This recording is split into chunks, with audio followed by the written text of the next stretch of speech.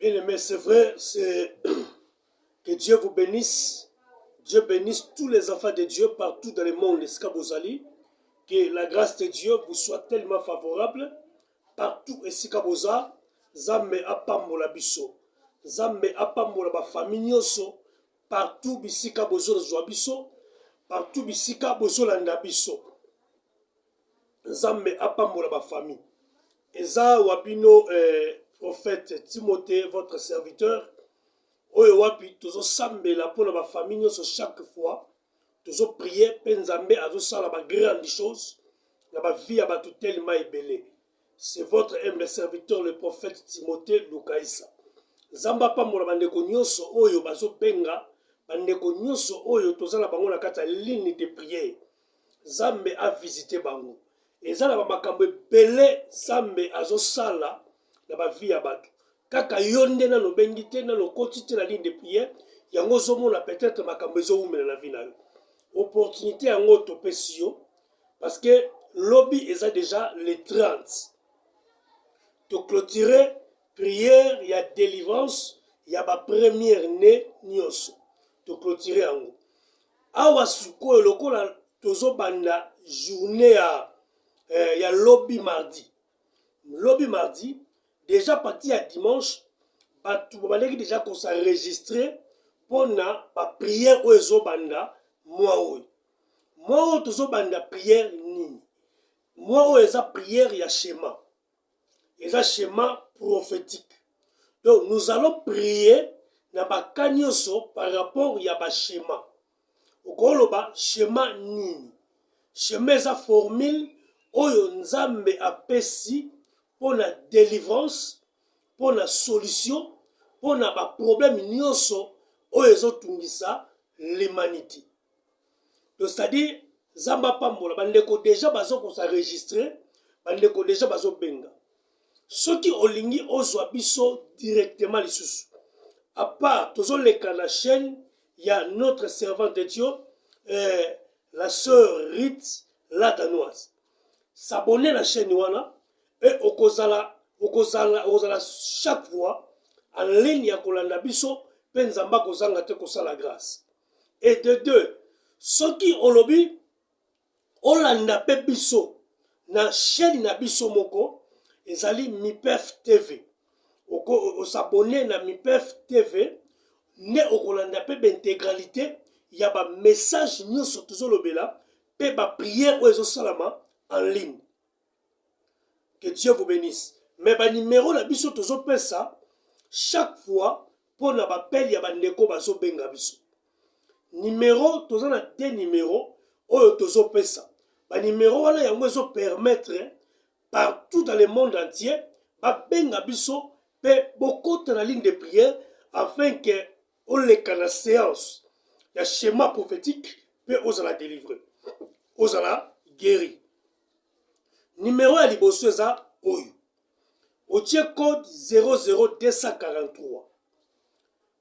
Otie 89 27 79 899. Wana eza numéro ya liboso.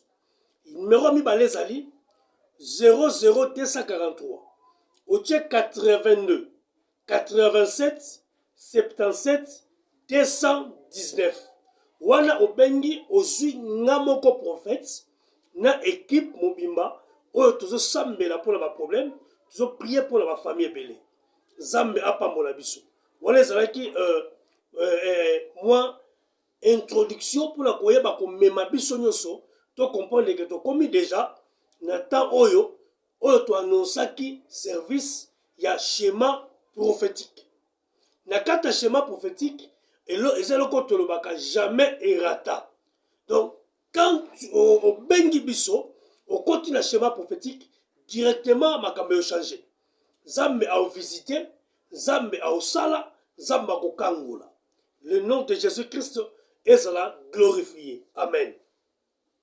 Seigneur te pèse merci pour nzambe to pamboli ba famille nyonso partout esika baza dans le monde entier oyo bazwi opportunité kolanda vidéo tika faveur pe ngolu na yo et accompagner grâce loboko et bana ko bikisa pe molimo mosantu azala permanent dans le nom de Jésus de Nazareth que nous avons ainsi prié.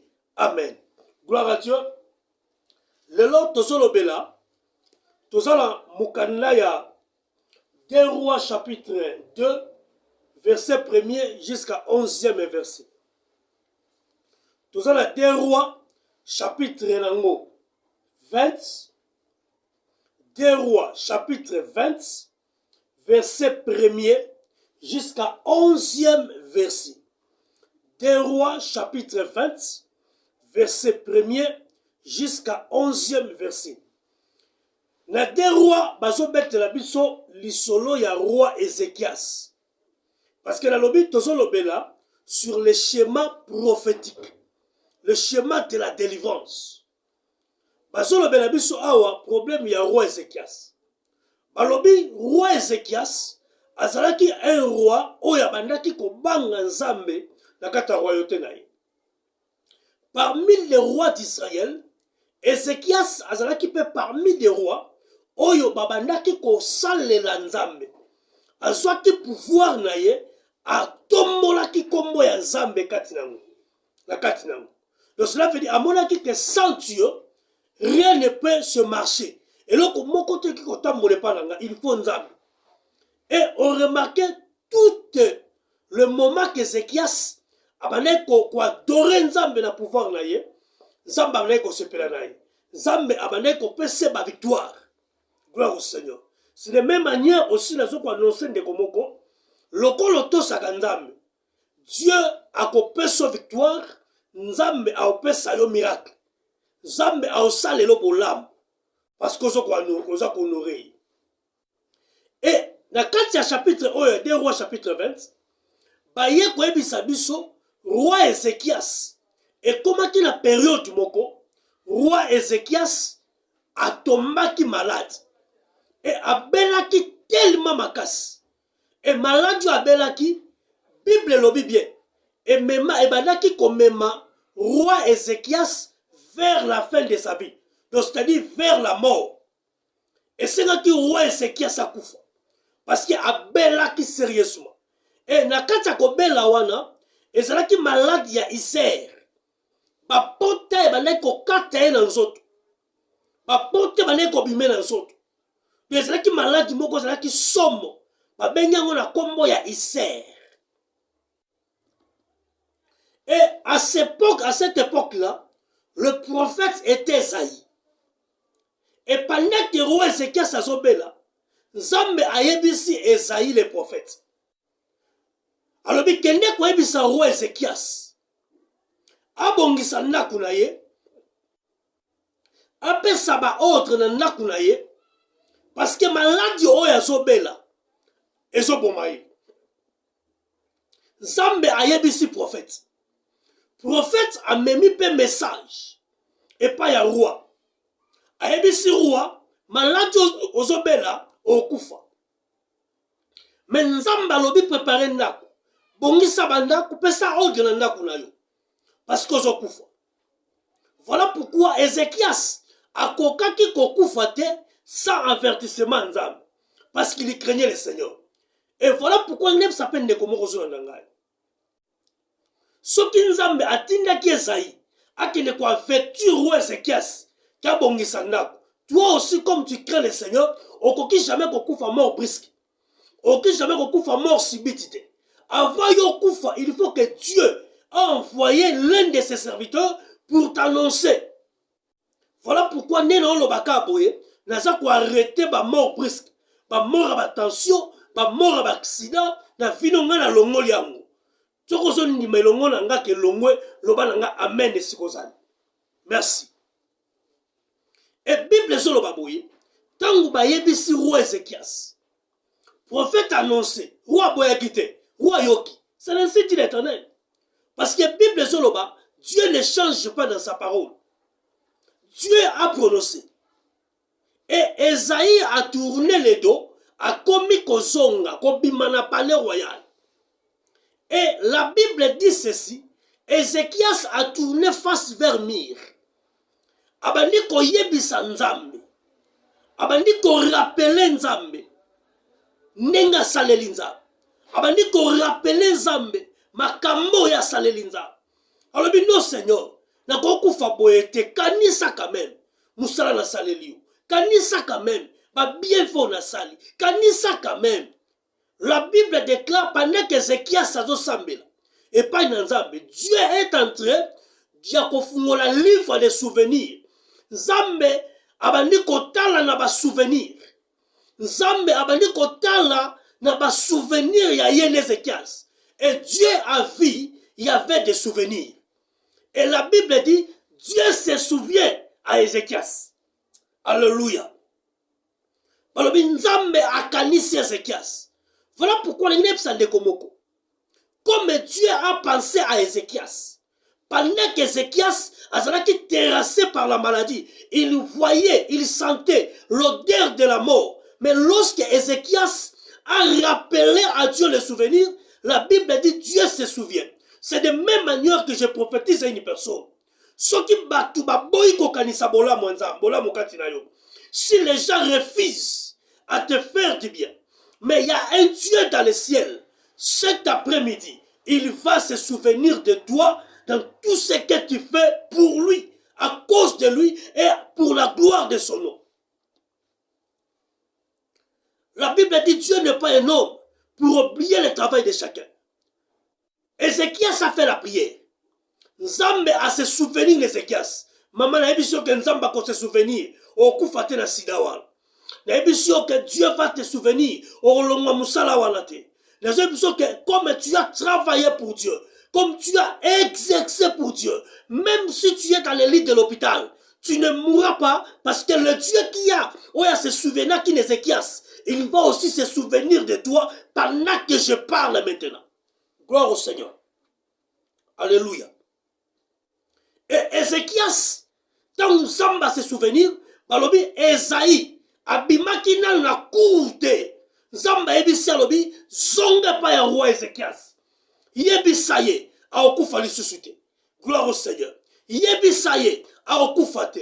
Mais bien aimé dans le Seigneur, je suis venu te dire, batu balobaki déjà okufa posa la sida. Batu balobaki déjà okufa posa la prostate. Batu balobaki déjà bataki déjà fait na vie na yo. Balobaki déjà que libala wana ko bonga lisusu te po obebisi. Balobaki déjà que musala wana okosala ngo lisusu te po ese kufi. Mais moi Dieu m'a envoyé en tant que prophète de l'Éternel pour la koya koyebisa yo, pour la koya ko annoncer yo. Tu ne mourras pas selon les calculs des hommes. Tu ne mourras pas selon les calculs de ton père. Mais toi tu mourras, toi tu vivras selon les calendriers d'Elohim. Si tu crois avec moi, tu es le calendrier d'Elohim. Gloire au Seigneur. Alors, mais tu ne mourras au kufate. Quel n'est quoi ebisaï? Yaya, yebisa bato baozala liwana yo. Que yo kufate. Tu verras. David a dit, je ne mourrai pas. Je vivrai. Et je raconterai le sceptre de l'Éternel. C'est de même manière aussi. Toi aussi, tu ne mourras pas entre les mains des hommes. Tu raconteras le sceptre de l'Éternel. Okotato la misala ya Nzambe na santé na yo. Okotato la misala ya Nzambe na libala na yo. Okotato la misala ya Nzambe na musala na yo. Quel que soit ma calcul ya bato. Na lobia ko simbate parce que l'Éternel a envoyé son prophète au nom de Timothée Lukaïsa pour te dire tu ne mourras pas entre les mains des hommes. Et ça la mutu mokote akoki kocha vilgir akoki kocha point na vie na yo non. C'est Elohim notre Père. Comme il n'a pas encore décidé pour toi, je viens t'annoncer, tu ne mourras pas, tu vivras et tu raconteras encore les œuvres de l'Éternel. Dis Amen. Gloire au Seigneur. Et la Bible dit Ézéchias a songi. Esaïe a songi. Ayebisi Ézéchias. Alors bien, ainsi parle l'Éternel. Dieu a yokio. Et le Seigneur m'a dit, tu ne mourras pas. Gloire à Dieu. Tu ne mourras pas. Yes. Je dis à une personne, Dieu a vu ta souffrance. Dieu a vu ta souffrance. Aujourd'hui, Dieu m'a envoyé pour t'annoncer une bonne nouvelle que tu ne mourras pas. Vinayo kosuka nenge batuba okalikilete. Mais finalement, ils ont continué à souka nengen zamba lingeza. Gloire au Seigneur. Et tant Ézéchias a su message à Sepeli, mais guérison Ézéchias et soukaki kaka na malobate ke nzamba lobi. Parce que dans ce qui concerne la guérison, la délivrance, il y a des schémas que Dieu révèle à son serviteur pour accomplir la guérison ou la délivrance. Prophète annoncé, tu seras guéri. Mais Dieu a parlé. Mais la guérison doit être accompagnée par la formule ou le schéma prophétique ou par la révélation où ils ont quoi prier. Et ça qu'on confirmer guérison. Et tant que nous avons Esaïe, Yebisa Kobikate, Akokufate, Esaïe a annoncé. Mais tant que Esaïe a annoncé, il fallait maintenant que Nzambe appelle sa formule. Oyo ya guérison Ézéchias. Parce que Matebele va comprendre. Parce que tant Nzambe alobi Ézéchias okufate obiki na bakisi 15 ans, malamoko abiki nza bakisi 15 ans. Non. Dieu a révélé le schéma par lequel on doit utiliser pour accomplir la guérison d'Ézéchias. Quelle était maintenant la formule? Si vous prenez 2 rois, au moment on a verset 11.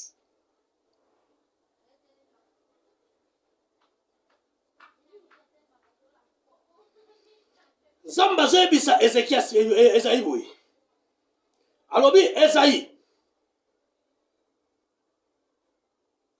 Prenez une masse de figuier. Alobi zwa masse de figuier. Bo pakola ye na nzoto. Bo zwa masse de figuier.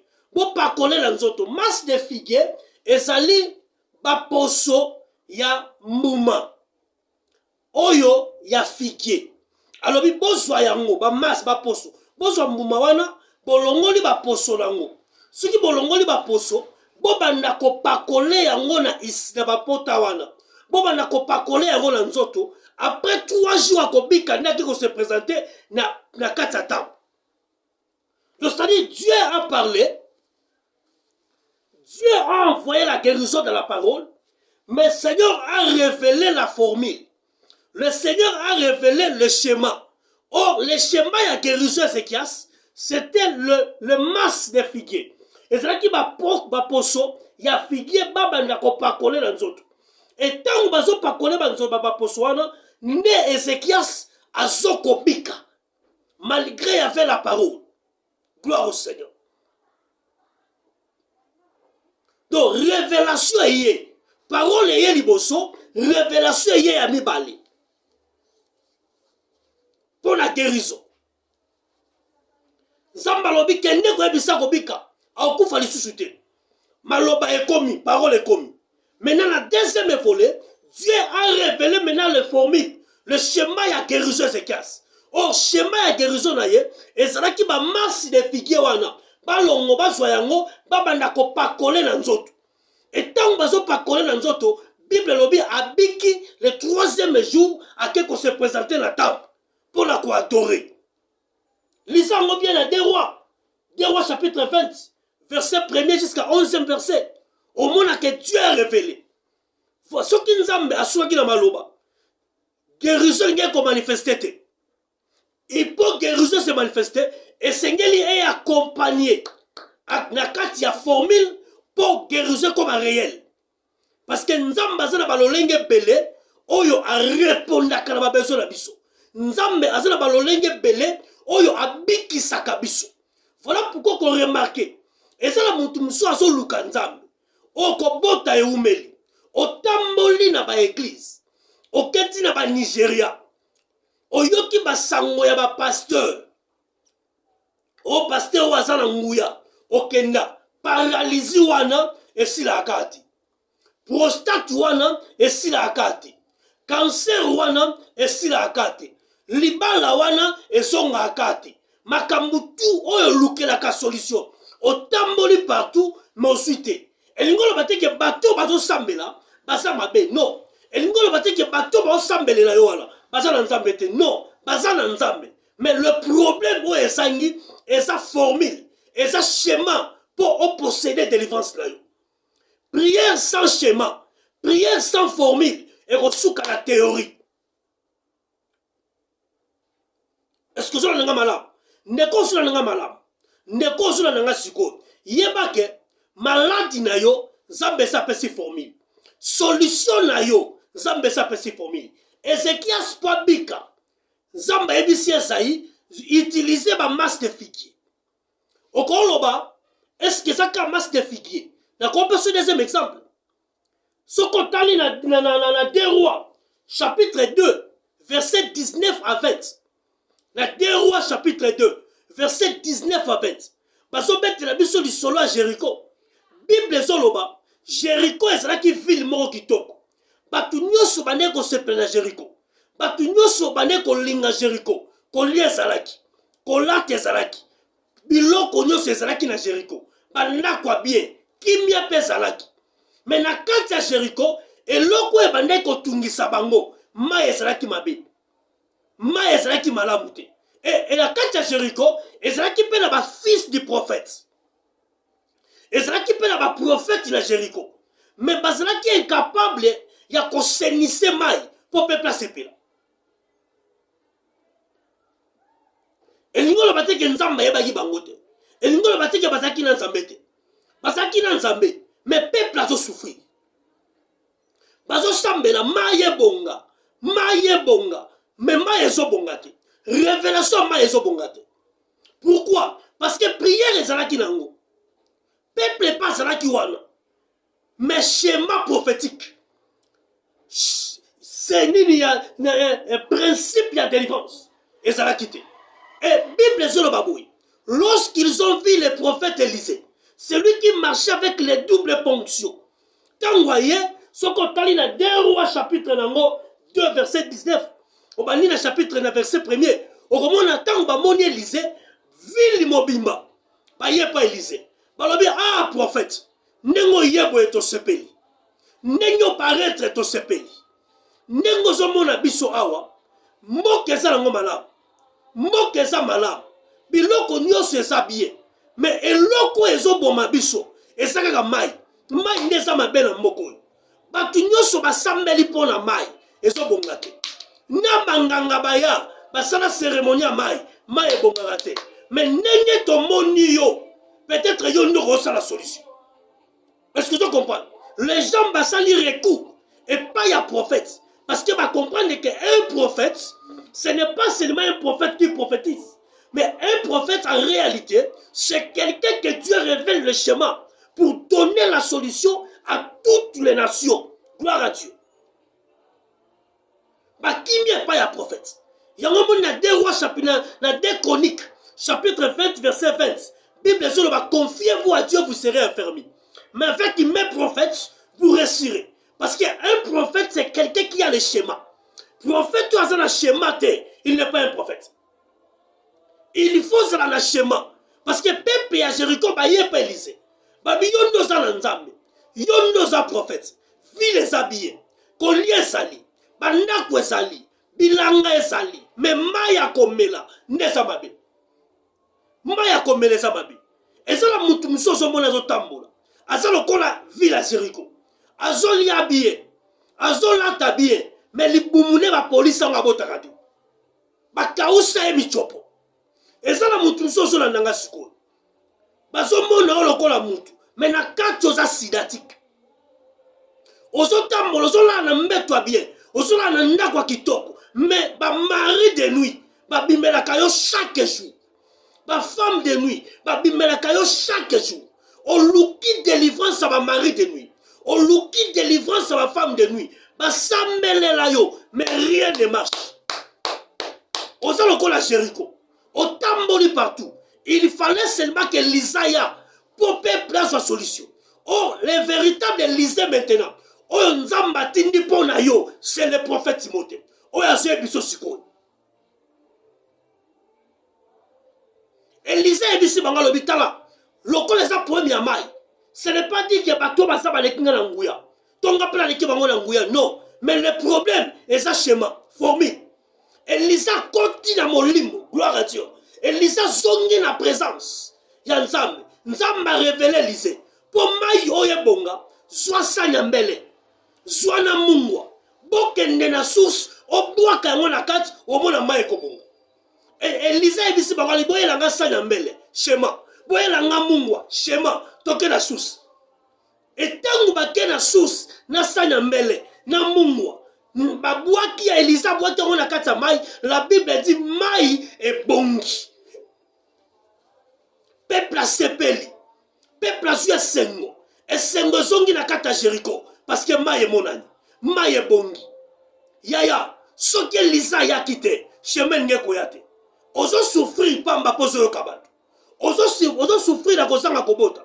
Ozo na bana basaba mongol. Ozo na bana basa bisengi. Nengo na yolo baboui. Ozo na bana ba bisengi. Mais bazo yebisa yo, benga prophète. Benga bisu na ba numéro, Shema ezali. Formule ya guérison ezali, ozo douter. Ozo douter. O wana pa aventurier wana. Ya obongisa bano, ngate mno obongisa, mais Shema ezali. Et tangu mai ebongi, peuple a vu solution. Peuple a vu kimia. Yaya, même nengo zo na nanga sikoyo. Oza conscient que nengo za wana, tu as besoin de schéma. Oza na posa guérison. Wana posa obota. Wana posa libala. Wana posa musala. Wana posa ba mari de nu balongwa na nzoto na yo. Ba femme de nu balongwa na nzoto na yo. Nengo za wana, o sentir ba mauvaise haleine, ba mauvaise odeur, o lumbaka ba solo. Makambo ebele na vie na ezo marchete. Yaya, ko hésiter te. Ba numéro to pesi. Loba prophète. Nazana besoin semaine oyo. Moi oyo na kota na Shema. Na lingi malédiction oyo elongo na fina ngai. Oyo kaka nzoto mikusa. O comprendre te mikusu eutaka wapi. Balatisa yo kazaka moko ya banzoi, ya ba ngungi ba swaka yo. Leko longwa parce que Shema ezali. Gloire au Seigneur. Problème à Shema. Et c'est là comment que ça terrible. Schéma prophétique. N'hésitez pas yaya. Benga biso parce que Shema ezali. Ozala ndekwaza liboma akoma pena fou. Fou ya ba montage te. Fou penza ya fou. Partout ici qu'on s'allie benga. Même aux à Londres, aux en Australie, partout dans le monde. Benga. Shema ezali. Dieu va les guérir. Parce que le problème, il y a schéma. Dieu ne révèle pas n'importe qui. Dieu révèle le schéma à ce qui concerne une personne qui pense à la délivrer dans les cas. Et ça, on va prier. On va prier pour la moutou pas Cécilie. Et ça, on va prier pour la combo na Yesu bika biki. Mais ça, on va service moussous. Et c'est un schéma. Schéma. Voilà pourquoi on reprend ce dernier exemple. Dernier exemple, au moins que schéma, il y a un les malakata miracle. Ce qu'on t'a dit dans Jean chapitre 1er. Et Jean chapitre 9, verset 1 à 12. Jean chapitre 9, verset 1 à 12. Parce que expliquer biso histoire moko y avec l'aîné. Balobi Jésus a zotambola na ba disciple. Bakutani na avec l'aîné. Maintenant bakutani na avec l'aîné. Et là on est les quatre. Avec l'aîné à se présenter le bonsoir Jésus. Avec l'aîné, muto botama monate. Ayebi ata moite, ayebi ata couleur à ma belete. Aye liboso à Jésus. Ce n'était pas le premier aveugle. Oh, Yesu abikisaka. Yesu abikisaka bâtiment le bala banque qu'il te fasse l'autre fois. Aveugle belé Yesu abikisa. Na maloba la prière. Mais tant akutani na aveugle né. Bible sur le baba disciple ba tourni Jésus. Seigneur, et l'eau ne sali pour mouton ya comme avec. Est-ce que ma parent n'est pas ça quand ils sont? Toi c'est le problème à battre. Yesu alobi na bangotala. Et ça problème ya ba parent na été. Et ça peut problème ité ya péché. Mais aveuglement oyo. Et ça pour que la gloire de Dieu et se glorifie. Gloire au Seigneur. Oui mais pourquoi ma disciple batunaki? Parce que batu balingara ba cause. Lokolo zobota te o kenenge panganga nini olongola ki combien de scènes yango nde batwenga koyeba lokolo za na sida mobali no leko bimana ye yango nde batwenga koyeba bino bokufa mingi boy est-ce que koko na mina sa yango nde batwenga koyeba Mais Jésus-Christ n'avait pas besoin de ça. Ce qui est soit boya qui makambuana. L'engine s'appelle de komoko. Kolingate koyeba. Oh n'engine obo tate on na salinga boy. Sango mupanzi. Yo botanan. Kolingate koyeba nena obela boy. Nena bokelinga malade ambaso. Yo sango mupanzi yo bikanan. Yo bikanan makamustokola ndila ngwape. Et tant avec le wana monani. Yes alobi c'est pour la gloire de Dieu. Nazem sande komoko sula nanga siko. Makamunyo se ale kalavina yo, c'est pour la gloire de Dieu. Nzamba nga glorifier kombo na ye. Na libina nazem sande komoko sula nanga. Na kozanga kobota na yo. Na bana na babisengo zala bango wana. Nzamba nga glorifier kombo na ye. Na katsa bana na yo. Na mobali na azo bella. No pitalo bozali. Nzamba nga glorifier kombo na ye. Pour la situation wana. Babenganyo na libala pozo bota te. Nzamba nga glorifier kombo na ye. Na kobota no wana. Un problème nyoso za na ngowana. Ba mari de nyo bazo tungisa yo. Ba femme de nyo bazo tungisa yo. Ba noto mabe. Nzambe alinga glorifier kombo na ye. Na problème wana. Si kotango avec la ye. Pour kombo ya nzambe se glorifier. Il fallait mona. Yesu ke koloba na ye kaka mona na kombo na ye. Mona au nom de Jésus. Mais Yesu avant nikimia, il faut consulter le Père. Parce qu'il y a cette dimension à schéma. Il faut consulter le Père. Parce que Yesu comprend que son alobika na simba yebo akomonate. Son alobika na sambe la akomonate. Le problème ya mutoyo est c'est un schéma. Et la Bible dit Jésus a été révélé par le moyen de l'esprit. Père a révélé Jésus. Alors il est là pour faire gloire mona comme mon aïeux s'est glorifié. Mon limo mon sang s'est glorifié qu'on semble la nuit. Zwa so inayo, boaka na mabeli. Sala yango potopoto. Zwa potopoto wana. Omona musala, omona musala. Pona ka avec la mona, omona musala. Ko zwa soi, ko boaka na mabeli, ko musala ngo potopoto. So batu ba lobani. Mais mutongo ko musala ba potopoto nga sala ngoni. Yesu asu potopoto wana. Apakolo na misu na ye. Na misu avec. Ba piscine za na kebele. Ba piscine bêtise da ba piscine belé. Mais recommandation avec le mawana ya schéma et c'est ici. Pour ça que ndeki na piscine Bethesda chemin ngo raté. Il faut que ndeka na siloé. Alors bien que ndeka na siloé, mango sukola. Au monde. Tango akena potopoto wana basimba ye. Bakena ye tina siloé. Basukoli ye miso. Directement, on va potopoto wana le monde mis avec la monnaie. On m'a dit schéma. Après qu'on sambe la kaka, après qu'on loba kaka, pas en zambe. Mais c'est un qui schéma pour monsieur Mona. Et c'est un qui schéma pour monsieur Sam. Sans schéma, elle n'a monate. Ndeko zula nanga siko.